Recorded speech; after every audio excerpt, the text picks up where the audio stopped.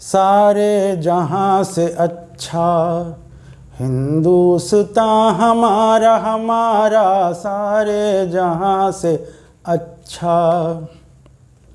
میں آج دیش کے سارے بھائی بہنوں کو ملک کی آزادی کی مبارکباد پیش کرتا ہوں،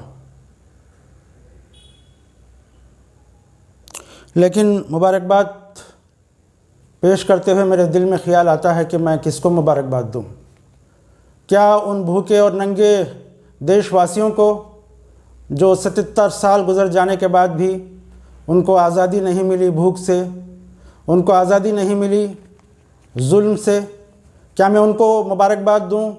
ان دلتوں کو جن کو آج بھی چھٹکارا نہیں ملا، آزادی نہیں ملی چھوت چھات سے، بھوک سے، مظلومی سے، نفرت سے؟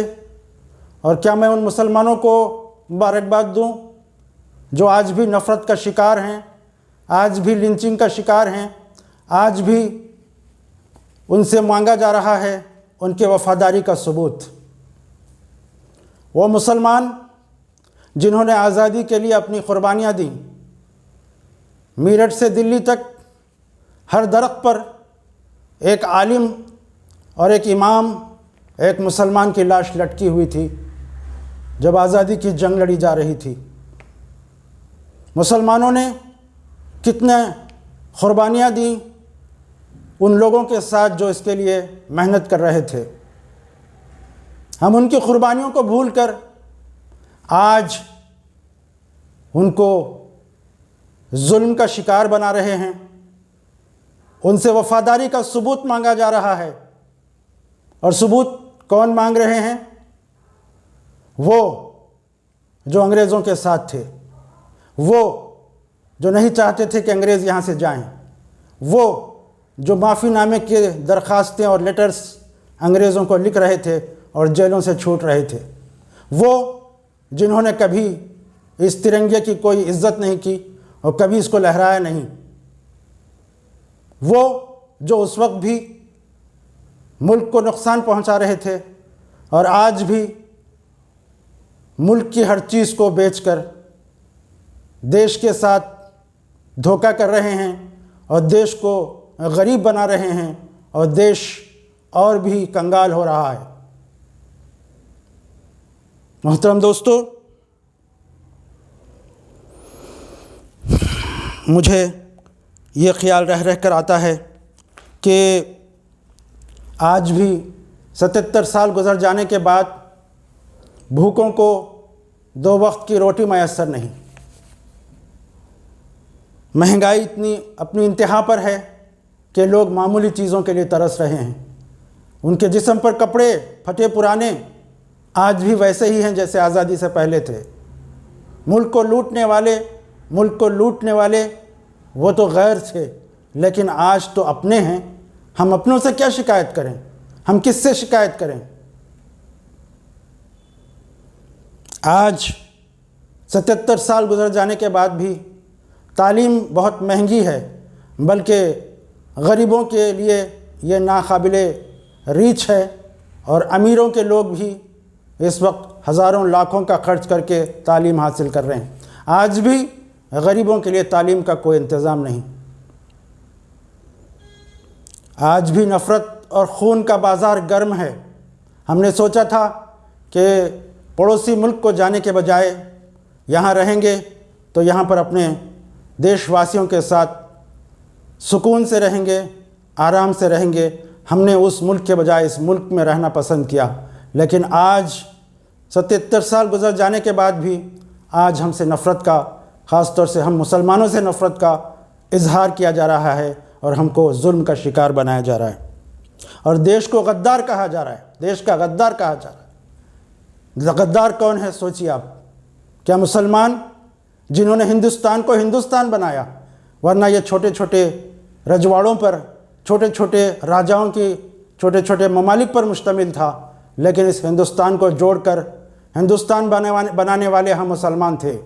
اس ملک کو سونے کی چڑیا، گولڈن برڈ کہا جاتا تھا، دنیا کا سب سے امیر ترین ملک تھا یہ، لیکن انگریزوں نے اس کو لوٹا، غیروں نے لوٹا، لیکن بعد میں ہم اپنوں نے لوٹا۔ اور ہم کو یہ کہا جا رہا ہے مسلمانوں کو، جنہوں نے ہندوستان کو ہندوستان بنایا اور سونے کی چڑیا بنایا، ان کو ملک کا غدار کہا جا رہا ہے اور طرح طرح کی گالیاں دی جا رہی ہیں، ماب لنچنگ کی جا رہی ہے، ان کے جان کے لالے پڑے ہوئے ہیں۔ آج ملک کے کونے کونے میں خون اور دھول کی بو آ رہی ہے۔ کیا ہو رہا ہے اس وقت ملک کے مختلف حصوں کے اندر، کیا ہو رہا ہے منی پور کے اندر، ہماری بہنوں کو جس طرح سے بے عزت کیا گیا، کیا یہ ہمارے ملک کے ماتھے پر کلنک کا نشان نہیں ہے؟ کیا ہو رہا ہے ہریانہ کے اندر، نوح کے اندر، کیسے لوگ ایک دوسرے کے جان کے دشمن بنے ہوئے ہیں؟ کیا ہم نے اسی لیے آزادی حاصل کی تھی؟ کیا اسی آزادی کا خواب ہم نے دیکھا تھا؟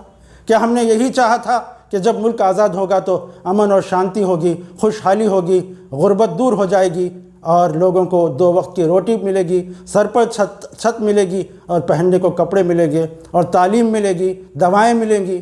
اسی لیے ہم نے آزادی کے لیے قربانیاں دی تھیں۔ لیکن سوچئے کیا آج ہم کو وہ آزادی ملی ہے؟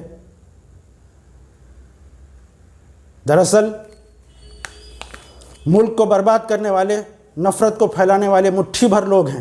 ایسا نہیں کہ سب لوگ ایسے ہیں، کتنے ہی ایسے ہندو، مسلم، سکھ، عیسائی، کتنے ہی ایسے لوگ ہیں جو اس ملک کے اندر امن پسند ہیں، امن چاہتے ہیں، خوشحالی چاہتے ہیں، لیکن مٹھی بھر لوگ اس ملک کو بدنام کر رہے ہیں، اس ملک کے اندر نفرت کا بازار گرم کر رہے ہیں، یہاں کی لاشوں پر اپنی سیاست چمکا رہے ہیں۔ ہمیں نفرت کرنے والوں کو دھتکارنا پڑے گا، ورنہ یہ ملک برباد ہو جائے گا۔ ہمیں یہاں پر محبت کی فضا کو پھر سے برقرار رکھنا پڑے گا۔ یہ ملک بڑا اچھا ملک ہے، یہ ملک کے لوگ، یہاں کے مذہبی لوگ ہیں، یہاں کے لوگ امن پسند لوگ ہیں، لیکن چند لوگ آپس میں ان کو لڑا رہے ہیں۔ ڈیوائیڈ اینڈ رول کی پالیسی کرنے والے چلے گئے، لیکن ان کے ذہنی غلام، ان کے فالوورز ابھی باقی ہیں جو ملک کو تباہ کر رہے ہیں۔ مسلمانوں سے سوال کیا جاتا ہے کہ وہ وندے ماترم کیوں نہیں کہتے؟ ان کو کہا جاتا ہے کہ وہ جے ماتا دی کیوں نہیں کہتے؟ لیکن ان کو معلوم ہونا چاہیے کہ مسلمان اس ملک سے محبت کرتے ہیں، لیکن کسی کی عبادت نہیں کرتے، وندنا نہیں کرتے سوائے ایک پیدا کرنے والے اس خدا کے۔ کسی اور کے ساتھ یہ کسی اور کے سامنے اپنا سر نہیں جھکاتے، کسی اور کی وندنا نہیں کرتے، کسی اور کی عبادت نہیں کرتے، اسی لیے وہ ایسا نہیں بولتے۔ ورنہ وہ ماں سے بھی محبت کرتے ہیں، اپنی سگی ماں سے بھی محبت کرتے ہیں، اپنے پیغمبر محمد صلی اللہ علیہ وسلم سے محبت کرتے ہیں، لیکن ان کی وندنا، ان کی پوجا نہیں کرتے۔ اسی وجہ سے یہ نہیں کہتے، ورنہ یہ نظم لکھنے والا ایک مسلمان ہی تھا کہ سارے جہاں سے اچھا، گنگنا کر میں بتاؤں گا اور اپنی بات ختم کروں گا۔ سوچنے پر مجبور ہو جائیے اور اس ملک کو پھر سے ویسا ہی بنائیے جیسا کہ اس شاعر نے کہا، سارے جہاں سے اچھا ہندوستان ہمارا، ہمارا سارے جہاں سے اچھا ہندوستان ہمارا، ہم بلبلیں ہیں اس کی، یہ گلستاں ہمارا، ہمارا سارے جہاں سے اچھا۔